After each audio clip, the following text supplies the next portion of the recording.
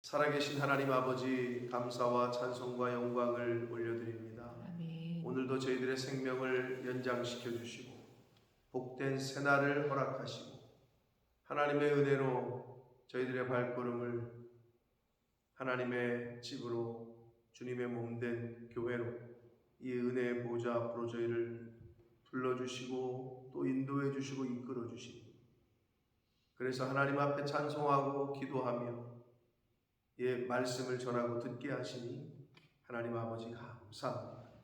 이 시간 하나님 앞에 나온 한 심령들과 저들이 속한 가정 위에 성령으로 함께 하셔서 하나님의 영이 충만한 한 날이 되게 하시고, 하나님께서 오늘 하루를 주신 그 이유와 목적과 뜻대로 감사와 기쁨으로 오늘 한 날을 살아가는 저희들 모두가 되도록 주님 은혜 내려 주옵소서. 아멘. 아버지, 오늘 하루 펼쳐질 환경과 상황을 보지 말게 하시고 주여.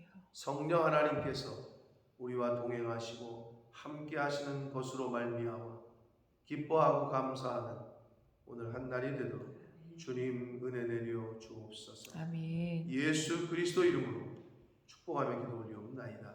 아멘. 아멘. 자, 5장입니다. 5장에서는 봉인된 책 그리고 어린 양에 대한 이야기가 나오는데, 그 봉인된 책을 7인으로 봉하였던 그 책을 과연 펼칠 자가 있느냐 했을 때 누가 그것을 펼칠 능력이 있느냐, 그리고 누가 합당하냐 라고 천사가 얘기할 때에 결국 어린 양이신 예수 그리스도께서 그 책을 취하시고 펼치시는 그러한 환상을 이 사도 요한이 보게 되고, 그것에 대한 이야기를 이제 5장에서 하고 있습니다. 마지막 부분에 가서는 결국 천사들도, 그 주위에 있던 네 생물과 24 장로들도, 그리고 땅 위에나 땅 아래나 모든 피조물이 그 하나님과 예수 그리스도를 찬양하고 영광을 돌리는 것으로 5장이 끝나고 있는데, 그 7인에 대한 이야기는 이제 6장부터 자세하게 펼쳐집니다. 도대체 그 7인에 쓰여졌던 내용들이 뭔지는, 그러니까 7인이라는 거, 인은 도장 인자고요, 인친다 하잖아요. 인봉한다. 7은 완전수기 때문에 완전하게 봉해진, 완전하게 감춰진 그런 뜻인데, 누구에게? 다른 피조물들에게. 그러니까 다른 피조물들, 피조세계는 알 수가 없는, 예수 그리스도께서 그 책을, 그 인봉한 것을 띄지 않으면, 그래서 그것을 알려주시지 않으면 알 수가 없는 내용이라는 거예요. 이건 무엇과도 일맥상통하냐? 예수 그리스도를 통하지 않고는 아버지께로 갈 자가 없다. 그러니까 예수 그리스도만이 우리의 유일한 구세주이시다 라는 성경의 가르침과 일맥상통합니다. 그러니까 뗄 사람이 없다는 것, 알 사람도. 이제 그 이야기를 이제 5장에서 하고 있습니다. 자, 7인으로 봉한 하나님의 두루마리에 대한 이야기가 시작이 됩니다. 1절입니다. 내가 보매, 사도 요한이 보고 있는 거죠. 보좌에 앉으신 이의 오른손에 두루마리가 있다. 한 책이 있다는 거예요. 두루마리가 안팎으로 써져 있고 7인으로 봉해진 두루마리가 있다는 거예요. 그리고 또 봄에 힘있는 천사가 큰 음성으로 외치기를, 누가 그 두루마리를 펴며 그 인을 떼기에 합당하냐. 그러니까 그 두루마리, 그 책을 펼칠 능력이 있는 사람, 그리고 합당한 사람이 누구냐라고 이야기를 하는 거예요. 계속해서 말하기를, 하늘 위에나 땅 위에나 땅 아래에 능히 그 두루마리를 펴거나 보거나 할 자가 없다. 그러면 일단 두루마리에 뭐가 써져 있는지는 아직 모르지만 이제 6장 이하의 7인에 대한 얘기가 쭉 나옵니다만 말세에 되어질 일들일 거라는 거죠. 근데 그거는 결국 예수 그리스도만이 펼칠 수 있고 그 인봉한 것을 뗄 합당한 자라는 거죠. 근데 이 마지막 때에 대한 이야기를 자기가 직통 계시를 받았다는 인간들이 말이야, 거짓 선지자들이 헛소리를 해대고, 근데 그 사람들 밑으로 또 따르는 무리들이 많아지고, 이제 그것만 봐도 말세라는 거예요. 대표적인 게 한국의 신천지죠.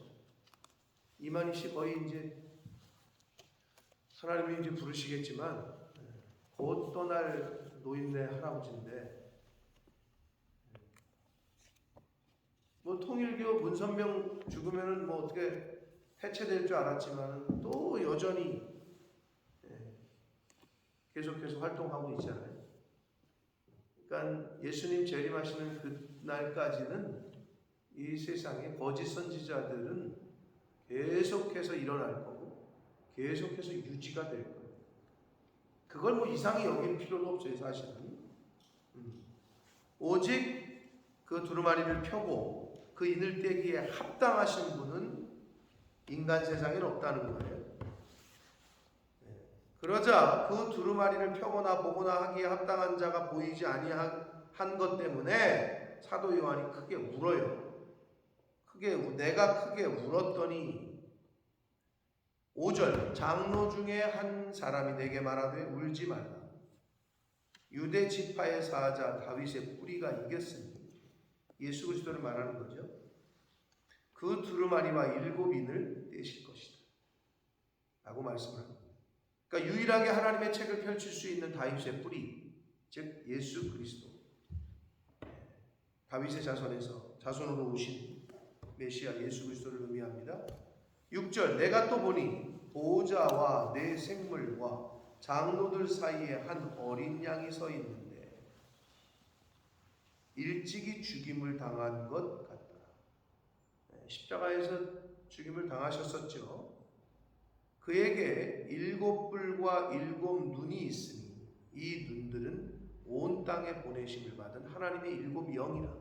하나님의 7영은 성령, 우리가 흔히 말하는 삼위일체 중에 삼위, 성령 하나님을 의미한다고 했고, 7눈이라는 것은 완전한 수가 7인데 완전한 눈, 즉 완전한 영적인 통찰력을 의미하고 7개의 뿔은 능력과 권세를 상징해요. 능력과 권세. 그래서 완전한 능력과 완전한 권세, 즉 완전성과 통찰력을 가지신 분이다. 누가? 예수 그리스도가. 그 어린 양이 7절을 봅니다. 그 어린 양이 그 예수 그리스도께서 나와서 보좌에 앉으신 이의 오른손에서 두루마리를 취하셨다. 그 두루마리를 취하심에 네 생물, 자연 피조 세계의 대표적인 생물이라고 어제 말씀을 드렸고, 24장로들, 그리스도 안에서 예수 그리스도를 구주로 믿고 복음을 영접한 모든 구원받은 성도들의 상징이라고 말씀을 드렸어요. 24장로들이 그 어린 양 앞에 엎드려, 그러니까 모든 피조 세계가 그리고 구원받은 모든 자들이 예수 그리스도에게 엎드려 각각 검은고와 향이 가득한 금 대접을 가졌으니 이 향은 성도의 기도드리라. 여기서 나오죠. 천주교 미사를 드려보신 분들은 아시겠지만, 그리고 동방정교회 쪽 예배도 그렇고,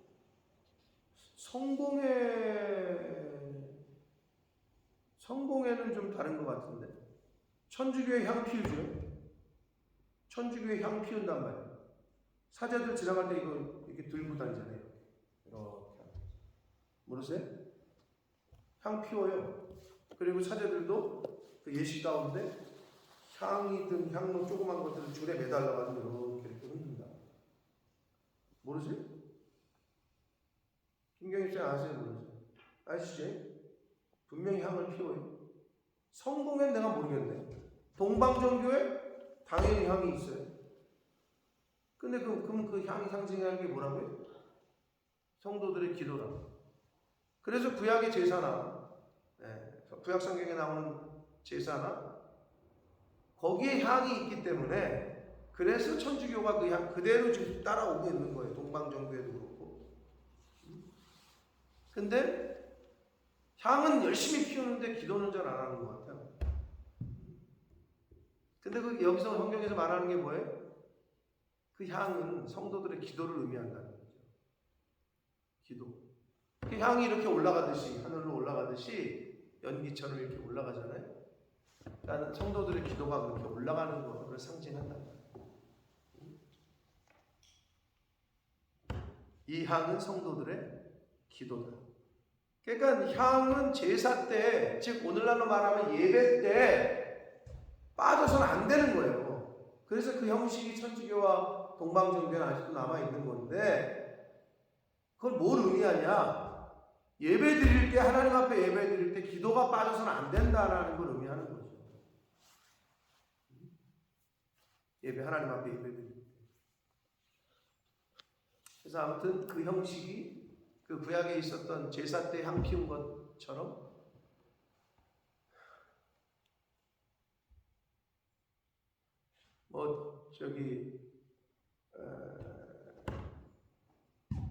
기독교 집안에서는 안 들어봤지만 TV에서 많이 보셨겠지만 제사 때 왜 향을 피우죠?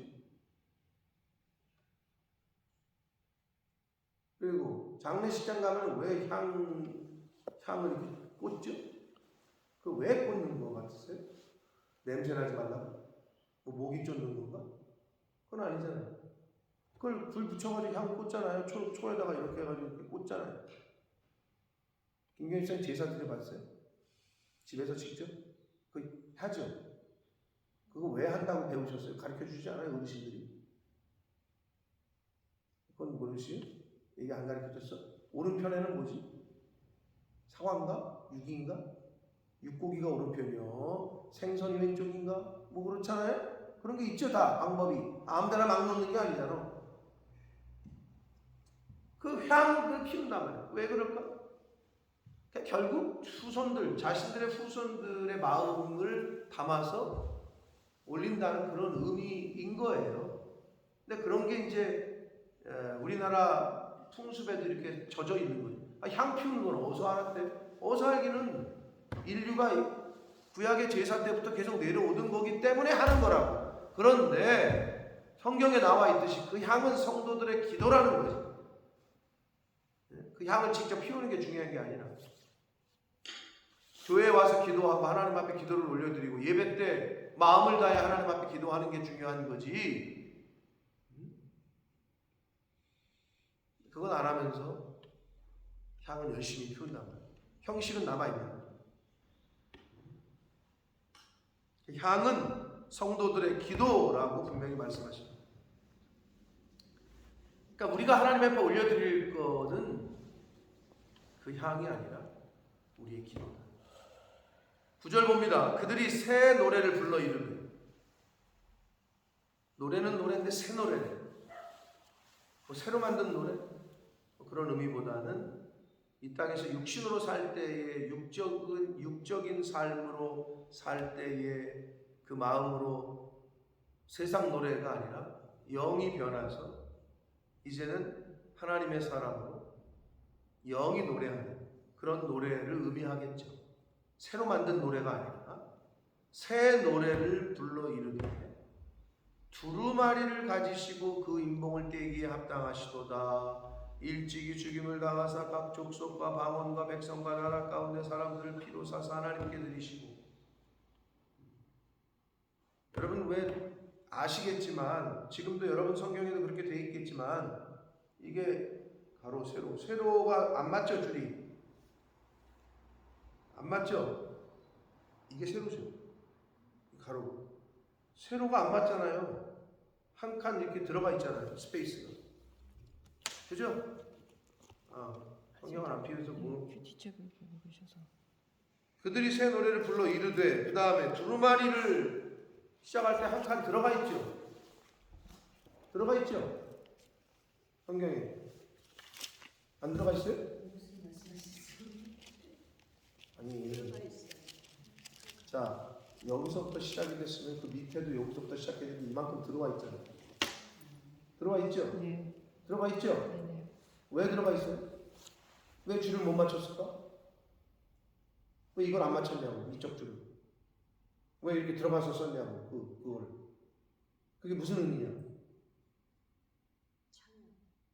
왜 그러니까 노래나 시나 이럴 때 시편에 가면 그런 게 많아요. 다윗이 뭐 노래하여 이렇게 줄여 이렇게 들어온다고. 그건 노래라는 거예요. 그러니까 지금 이런 거지. 예를 들면 이제 읽을 때 그들이 새 노래를 불러 이르되, 노래를 부르고 있는 거지. 두루마리를 가지시고 그 인봉을 떼기에 합당하시도다, 뭐 이런 식으로 했다는 거예요. 찬양을 뜻하고 있는 거라고 지금 그거는. 예? 그래서 이렇게 들여 쓴 거라고. 예?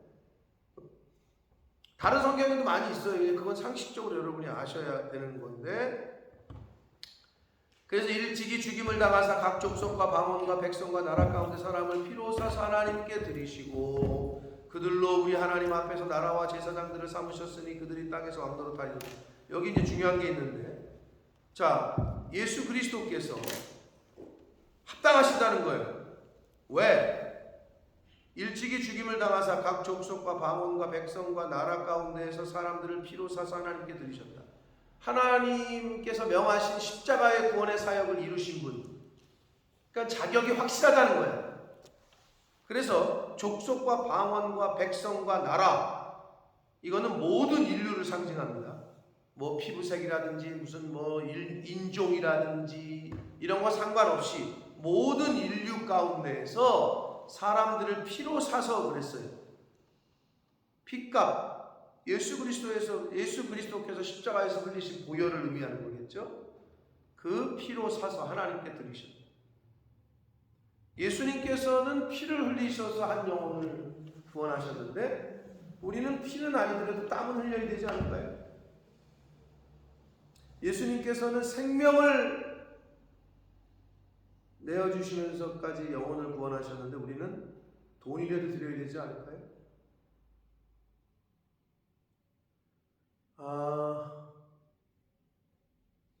우리 뭐 어머님 아프시다가 돌아가시진 않으셨죠? 얼마나? 오래? 한 1년 이상? 그러니까 뭐 치매도 아니셨고. 그러니까 우리 집사님은 좀 얼마나 아프셨죠, 어머니? 저 이제 여기도 떨어져 있었고 우리도 지금 떨어져 있잖아요. 그러니까 이제 어머니 소식 들을 때마다 뭐 우리 할 말이 없어, 형제들에게. 여기 떨어져 있으니까. 근데 이제 우리 큰형수의 어머니, 큰형수님의 어머님도 치매를 좀 앓다 돌아가셨어요. 1년 이상인가? 치매는 한참 하셨어요. 한참. 근데 그 형수님이 이제 경험이 있잖아. 그러면서 한 말이 뭐냐? 그게 이제 저한테 딱 와닿았는데, 돈으로 하는 게 제일 쉽다 라고 얘기해요. 형제들이 있잖아. 그럼 이제 뭐 필요한 돈이 들어가거나 뭐 어머니 뭐 음식 사거나 음식을 뭐 사드리거나, 효도 중에 돈으로 하는 게 제일 쉽다. 직접 데리고 모시고 살아보라는 거. 돈으로 하는 게 제일 쉬운 거예요. 그 말이 저에게 와닿더라고요. 우리는 옆에 가서 뭘 해드릴 수가 없잖아. 그러면 뭐 사드시라고 또는 뭐 할 때 필요할 때 돈을 보내드리면, 사실은 그게 제일 쉬운데도 그것도 못하는 거죠. 그것도 안 하고 사람들이. 그럼 우리가, 제가 늘 신앙생활 말씀드리지만, 우리가 이 땅에 사는 동안에 연단 중에 제일 쉬운 연단이 물질 연단이에요. 그게 첫 단계예요. 그걸 못 뛰어넘잖아요. 그 다음 단계를 갈 수가 없어요. 그러니까 그 물질의 연단, 물질을 구별 못하면 하나님 앞에 쓰임 받기가 어려워요. 그게 훈련 중에 가장 첫 번째 저차원적인 훈련인데 그게 안 된다. 왜? 당장 눈앞에 고지서가 보이는데, 당장 눈앞에 생활에 그게 보이는데,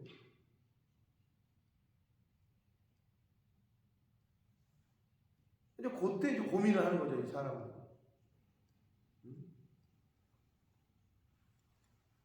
제가 누누이 말씀드리지만 승부를 걸려면 하나님께 걸으시라 라고 제가 그랬는데, 물질에 대한 연단은 자기가 이게 통과가 안 되면 신앙생활을 이렇게 좀 깊이 하기가, 그리고 하나님의 일에 쓰임 받기가, 인볼브 하기가 어려워. 그게 가장 저차원적인, 물질로 하는 게 제일 쉬워. 그 다음에 몸으로 하는 거예요. 그 다음에 마음으로.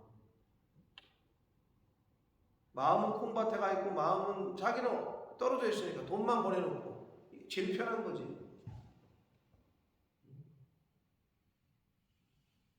우리의 신앙생활도 마찬가지. 가장 기본이에요. 그게 가장 기본. 그게 되셔야 다음 단계고, 그리고 그게 돼야 하나님이 그 사람을 이제 훈련시켜서 사용하신다. 그게 첫 번째. 그러니까 하나님, 예수님은 자기의 생명을 들여서 피로 사서 하나님께 드리셨다. 그들로 우리 하나님 앞에서 나라와 제사장들을 삼으셨어요. 그리고 그들이 땅에서 왕노릇 할 거라고 찬양을 하고 있습니다. 그래서 저와 여러분은 하나님 예수 그리스도께서 피값으로 사셔서 하나님의 나라가 이 땅에 임할 때에, 오늘 요한계시록에 나오는 대로 24 장로들이 보좌에 앉아서 같이 왕노릇한다 그랬잖아요. 멸류관을 쓰고. 바로 그거란 말이에요. 그거에 대한 찬양을 하나님 앞과 예수님에게, 어린 양에게 지금 드리고 있어요. 그러니까 저와 여러분은 나라와 제사장, 베드로 사도가 얘기한 대로 우리는 거룩한 나라의 왕 같은 제사장이 한 것처럼 우리를 그렇게 삼으셔서 마지막 때에 예수 그리스도 재림하실 때에 왕노릇하게 될 줄 믿습니다. 아멘. 그걸 계속 말씀을 하십니다. 그거에 대한 찬양을 드렸어요. 그러더니 11절, 내가 또 보고 들으매 보좌와 생물들과 장로들을 둘러선 많은 천사들이 이번에는 찬양을 하는데, 그 수가 만만이요 천천이다. 이건 셀 수 없다는 거예요. 만만이고 천천이라는 얘기는 어떻게 카운트하기가 힘들다라는 그런 의미고, 그 수많은 천사들이 찬양을 하기를 큰 음성으로 이르되, 죽임을 당하신 어린 양은 능력과 부와 지혜와 힘과 존귀와 영광과 찬송을 받으시기에 합당하도다. 찬송과 존귀와 영광과 능력을, 이런 찬양이 있어요. 영원토록 받아주옵소서. 찬송과 존귀와 영광과 능력을, 딱 거의 이런 구절을 보고 그대로 음을 붙인 거예요.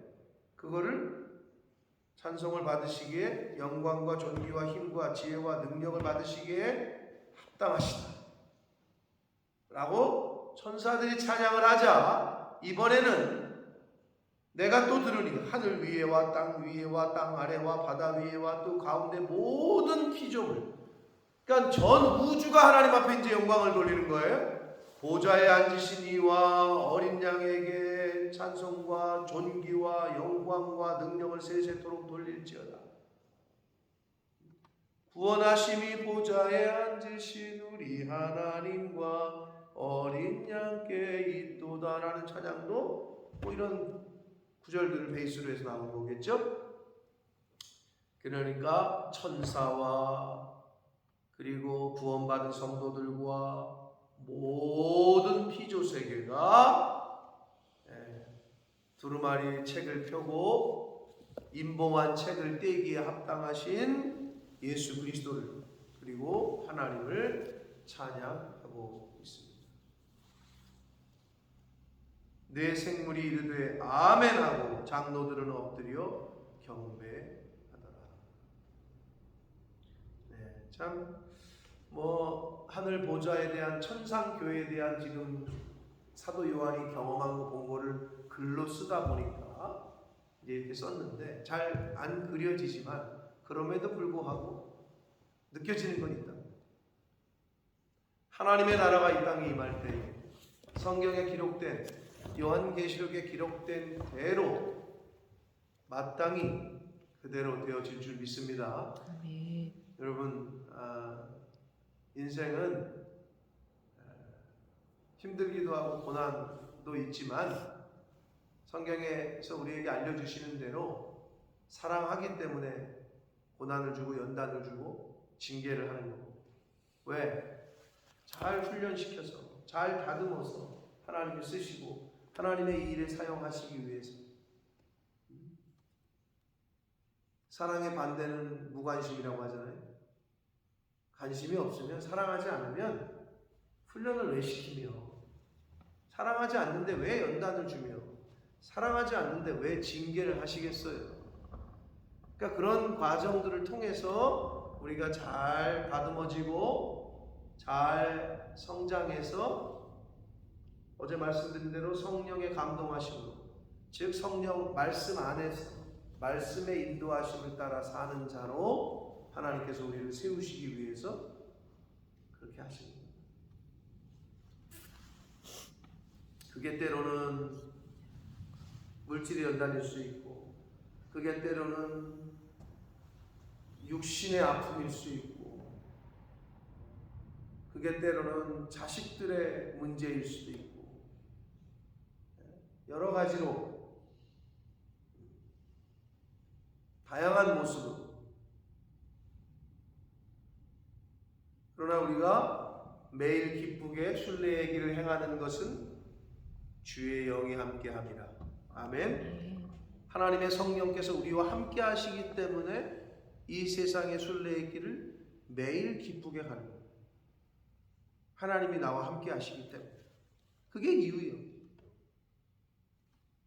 지금 이런 꼴인데 이런 상황인데 상태가 이런데 뭘 기쁘다니까. 왜?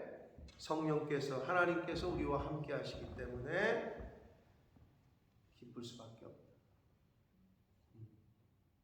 그게 하나님의 자녀들의 특권입니다. 그렇기 때문에 항상 기뻐하라 라고 말씀을 하셨다. 오늘 하루를 우리가 더 살게 되는데 저와 여러분의 입술에서 마음 깊숙한 곳에서 기쁨이 흘러넘치고 감사가 흘러넘치고 하나님께 찬양과 영광을 돌리시는 그런 오늘 하루가 되시기를 축복합니다. 아멘. 그러한 오늘 하루의 삶을 살 때 하나님이 그 삶과 그 기도를 받으셔서 여기 지금 찬양을 드렸더니 누가 아멘 했다고? 내 생물들, 하나님의 보좌를 지키고 있는 내 생물들이 아멘. 천사들이 보고 저와 여러분의 이 땅에서의 신앙의 고백과 말의 입술의 열매와 삶의 모습을 보고 천사들이 아멘할 수 있도록 천사들이 아멘하고 먼저 구원받은 이들이 우리를 통해서 하나님께 영광 돌릴 수 있도록 그러한 오늘 한날의 삶을 사시는 저와 여러분이 되시기를 예수 그리스도 이름으로 축복합니다. 아멘. 살아계신 하나님 아버지 감사와 찬송과 영광과 존귀를 하나님 앞에 올려드립니다. 아멘. 아버지 하나님 감사합니다. 생명을 연장시켜 주시니 감사합니다. 아멘. 하루를 더 살게 하시고 새날을 맞이하게 해주시니 감사합니다. 아멘. 오늘 하루를 더 주신 이유 생명을 더 살게 하신, 생명을 주셔서 하루를 더 살게 하신 이유는 하나님이 원하시고 하나님이 기뻐하시는 그 뜻을 이루라고 생명을 연장시켜 주시고 새날을 주신 줄 믿습니다. 하나님 아버지, 원망하고 불평하고 한탄하고 인생을 한숨 짓고 그러라고 오늘 하루를 더 주신 것이 아니라 그리스도 안에서, 말씀 안에서 감사하고 기뻐하는 하나님의 뜻을 이루어가는 그런 하루를 더, 그러한 기회를 더 주신 줄 믿습니다. 아버지, 말씀 안에서 성령께서 우리와 동행하심으로, 하나님께서 우리와 임마누엘 해 주심으로 주여. 우리는 오늘도 기뻐할 수 있고 감사할 수 있음을 고백합니다. 하나님, 내 주위에 처한 환경과 상황을 보지 말게 하시고 나와 동행하시는, 나와 함께 하시는 전지전능하신 그 하나님을 바라보고 의지하고 믿음으로 오늘 한 날을 살아가는 저희들 되도록 주님 은혜 내려 주옵소서. 아멘. 예수 그리스도 이름으로 축복하며 기도 올리옵나이다. 아멘.